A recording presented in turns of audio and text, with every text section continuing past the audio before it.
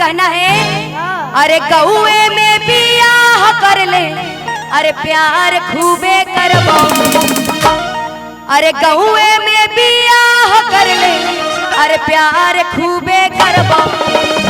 है तो लड़कियां का कहतिया, अरे छौड़ा भैया लागो ही भतार कैसे कहबो, अरे छौड़ा भैया लागो ही भतार कैसे कहबो।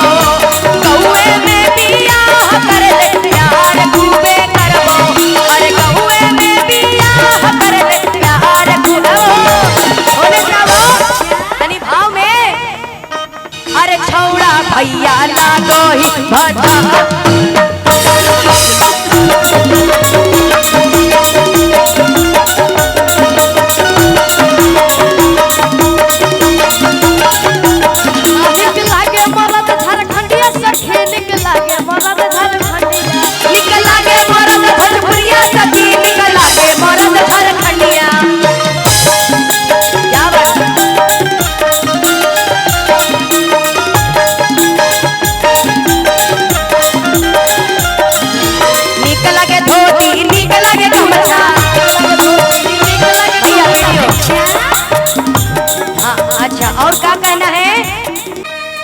कि जनी जा कमाए कलकतिया राजा,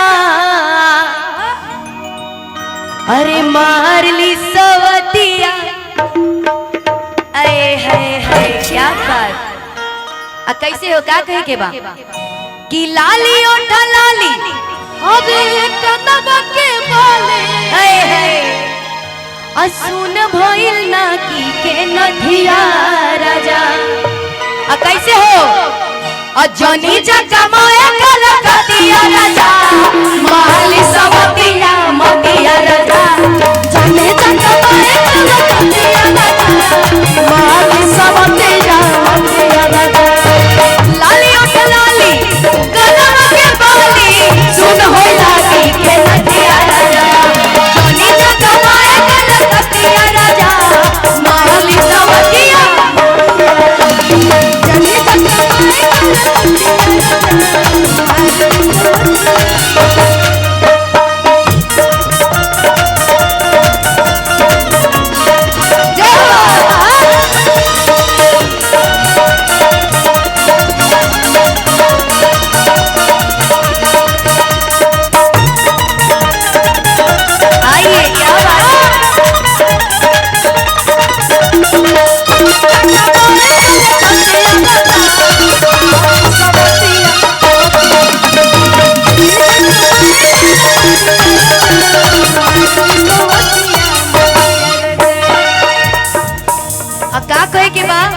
हम कहतानी ना रउरा के सौतीन लोग के चक्कर में मत रही, अभी छोट बनी, कहीं बहला फुसला के ले जाई तब हमारा ऋण पर का होई। का कहना है, इज्जत के हानि होई, पैसा जियानी होई,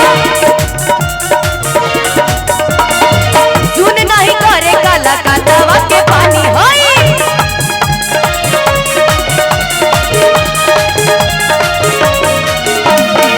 इज्जत के हानि होई, पैसा जियानी होई, सुन नहीं करे काला कांदावा के पानी होई।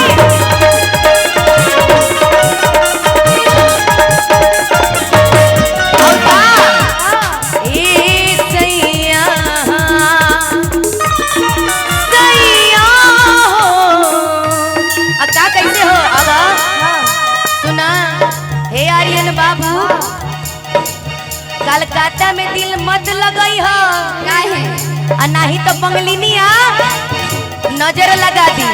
कैसे हो, जनी जा कमाए कलकतिया राजा, माली सवतिया मोतिया। जनी जा कमाए कलकतिया राजा, माली सवतिया मोतिया। हम भी आपके लिए बात करेंगे ना। हाँ जी, कहीं अरे आस पड़ोस के रहले रोज हो खेता के, हमारा इनका बीच अरबानो हल पूछना बाकी। अच्छा जी, बोले खाती हमारो कलैया भरतिया, और अब बुझतिया लेकिन सबका सोजा भैया कहतिया बुझतिया भैया कहतिया अरे आस पड़ो